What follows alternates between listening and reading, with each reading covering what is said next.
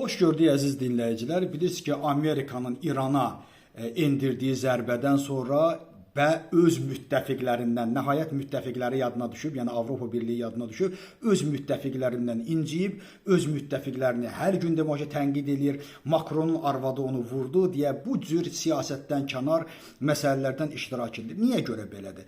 Əvvəla Trumpın hakimiyyəti ənənəvi Amerika müttəfiqlərinə qarşı bir demarş oldu və bu heç də Trumpa necə deyirlər, ucuz başa gəlməyəcəkdir, baha başa gələcəkdir. Sadəcə olaraq soyuqqanlı Avropa Birliyi hər zaman öz vaxtını gözləyir. Trumpın siyasəti nəticəsində Avropa üçün təhdid törədən Rusiya ilə onu izqoy vəziyyətdən çıxartdı. Alyaskada görüşdü. Heç vaxt Avropa Birliyindən izin almadı və yaxud da məsləhətləşmədi. Və yaxud da Səudiyyə Ərəbistanında görüşdə Avropa Birliyinə onlar zəifdilər. Onlar niyə görə üçüncü tərəf kimi olmalıdırlar deyə ifadələr işlətdi. Qrenlandiya məsələsində onları təhdid etdi və s. və ilaxır. Və bu günləri gəldi elə bir vəziyyət yetişdi ki, Hörmüzdə yenə də İsraillə məsləhətləşərək İrana zərbə endirməyə başladı. Mən həmişə nə demişəm, bildirmişəm ki, bu günləri Trumpın qalibiyyəti də bizim xeyrimizədir, məğlubiyyəti də bizim xeyrimizədir.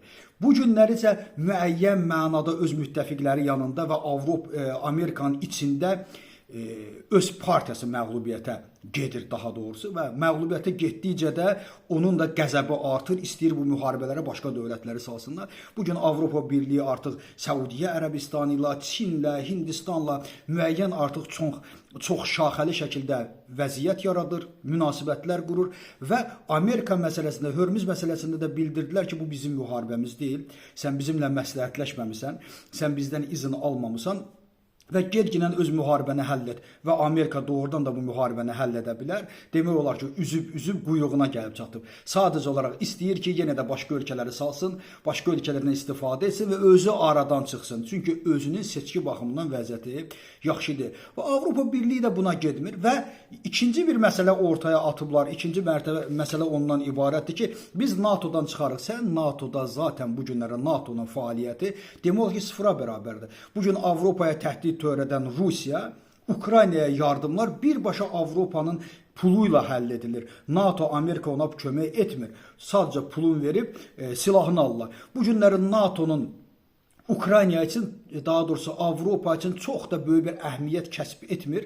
Çünki NATO ilə zaten Amerikadan ibarətdir və Amerikanın oradan getməsi blefdir, oradan gedə bilməz. Çünki hər şeyini yığışdırmalıdır və bu Amerika siyasəti üçün ölümcül zərbədir və Trumpın bildirdiyinə görə bizim çox gözəl okeanımız var deyib Amerika əgər super güc olmaq istəyirsə, necə okeanın digər tərəfində yerləşə bilər ki? Bu mümkün deyil, artıq o super gücə yox, regional gücə çevrilə bilər. Bu mənada Avropanın da əlləri kifayət qədər güclüdür və bu bir qisas əməliyyatıdır Trumpa qarşı. Trumpın bu mənada uduzması da yenə deyirəm Avropaya sərf edir. İkinci bir tərəfdən isə Avropanın da ümidi, bütün bəşəriyyətin də ümidi bugün Zelenskidir və Zelenskinin Ukraynanın rəşadətli ordusu bir neçə gündür ki, Rusiyanın istər Su-34 təyyarəsi olsun, istər An-26 təyyarəsinin yerə vurulması, generallarının ölünməsi, amma bu günləri də məhz An-74 təyyarəsini Anqarda vurublar. Krımda isə Su-30 təyyarəsini, qırıcı təyyarəsini də cəhənnəmə vasil ediblər. Yəni, bugün Ukrayna siyasəti, Ukraynanın başçısı Zelenskiyə artıq bütün bəşəriyyətin ehtiyacı var. Ərəb ölkələrindən tutmuş Avropaya qədər və Trumpa qədər. Trump belə utansa da, Trump xəcalət çəksə də artıq Zelenskiyə ehtiyacı var. Bu mənada Avropa üçün təhlükəsizliyin qarantı Ukraynadır və Ukrayna lideri bugün dünyada ən ciddi, ən çox arzulanan liderlərdən birinə çevrilib. Təşəkkür ederim.